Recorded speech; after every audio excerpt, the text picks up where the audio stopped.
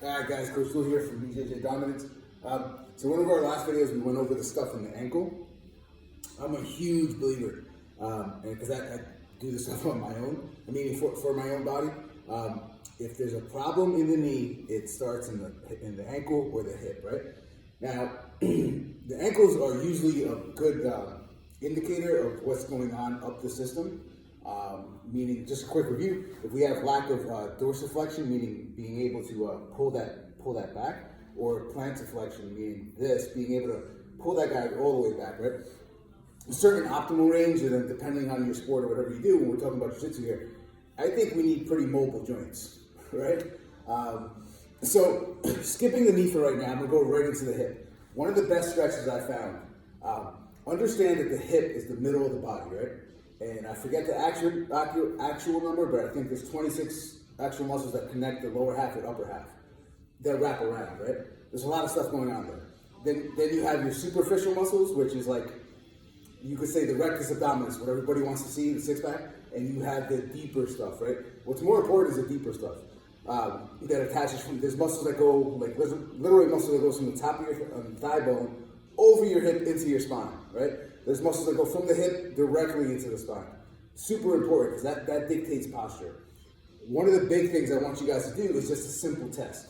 And if you test stuff, then you kind of know what's going on for you. So a good one to do for you guys, and again, I haven't warmed up, I'm super cold right now, is just get into this position here, like a rear foot elevated split squat. Bring this back knee straight down towards your foot. How much of a pull do you feel right here, right? I personally, again, I'm super tight right now, but you should be able to get elongated. I have, I suffer from sciatica. This is something I do all the time. I have to rock in and out of this position, right? Right now, I feel a deep stretch right here, and I don't really see how I'm forward tilted because I'm tight right now. If I warmed up a little bit, I'd be able to move a little bit more. This is a decent one you can do right off the couch, obviously, right? Hence why it's called couch stretch.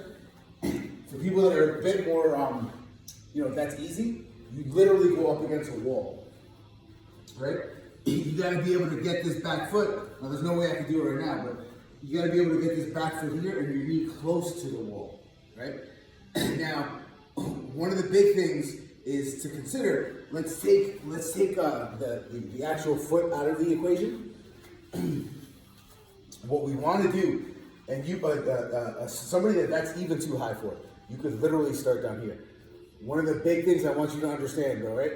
The upper, you have this segment of your body, and you have the hips, and the hips tuck underneath and pull right back, right?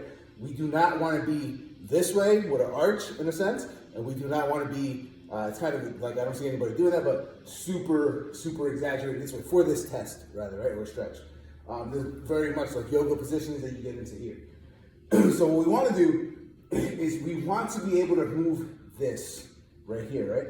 And this will dictate how tight you are in the quad, which is super important. But what we got to do, believe it or not, is be able to squeeze the butt cheek. So if you have the ability to squeeze that cheek in a sense, and then rock that pelvis forward, then we're trying to shoot our pelvis this way, right? Right through. Now, how far can you move that with a squeeze? But turn that guy on, and then send that guy forward. One of the big things I found is that the quads are, they're super slammed, they're super tight, they're bunched up. Years of doing various squat exercises, lunges, if you do anything repetitive in repetitive sports, running especially, most runners I trained are super tight in their lower half, right? But one thing you could do, sometimes you need like what you call a super friend to do this. I'll show you a way around it. It works, but it's not the, if you're by yourself, this is kind of the thing that you can do. So the tissue, remember, responds to pressure, right? To pressure and movement. And when you get a massage, think about it. What is that person doing? Applying pressure and moving stuff, right? So what we want to do is slam this guy up high, right? You need some weight here, and I open so you guys can see. Now what we want to do, remember the fibers run this way, long from down from the hip down to the knee. There's 4 different muscles, hence quad, right? Now what you want to do is shape this guy around from side to side.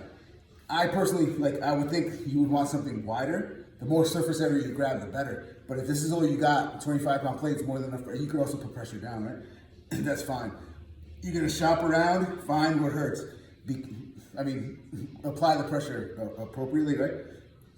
Honestly, the more pressure, the better. To be honest, you don't want to go super deep, but you want to get in there and shoot this guy around, right? Spend like 2 minutes, 2-3 minutes. It's called smashing, right? You want to shop. You want to move that around. You want that muscle that's attached here. It's within a sleeve. You want it to shift. You want it to move, right? But you got to go against the grain of which way it's kind of tight in a sense to break it up. Be careful because some spots are really delicate. Obviously, you want to do both sides here. 2 minutes, right?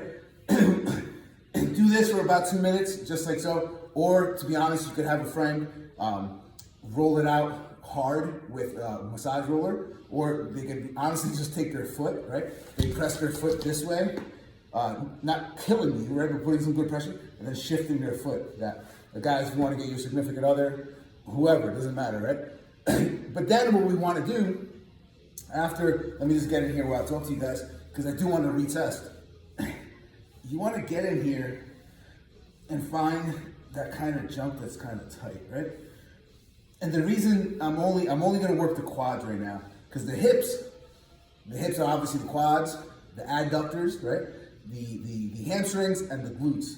And one of the things I want to go over, I'm going to break this down into pieces after I go over each segment, is especially the internal and external rotation of the hip. I think that's one of the next videos is super important because that's all the different hip mobility for different guards, right? Spider guard, rubber guard, whatever guard. It's the dexterity of your hip, right? Or the internal, external rotation of it. And you need an optimal, for jiu-jitsu, I guarantee you need an optimal amount there. You need a good range, right? So if we go back to this guy, right? And I test a little bit, I retest. I bring this guy here, right? And then I'm slamming this guy in. I'd say I already feel a little bit better right there, to be honest. Starting my foot a little bit, I'm just gonna shift that. I have a little bit more range for me, right? Again, I'm battling sciatica on my right side.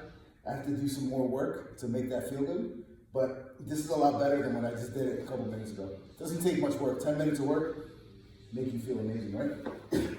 All right, guys, that's just the quads and a simple stretch for the quads that could really benefit you guys, and then how to test, smash it in a sense, or make it move, and then retest, right? We're gonna be going over some other stuff later on, but if you guys have any questions, Coach Lou here. So later.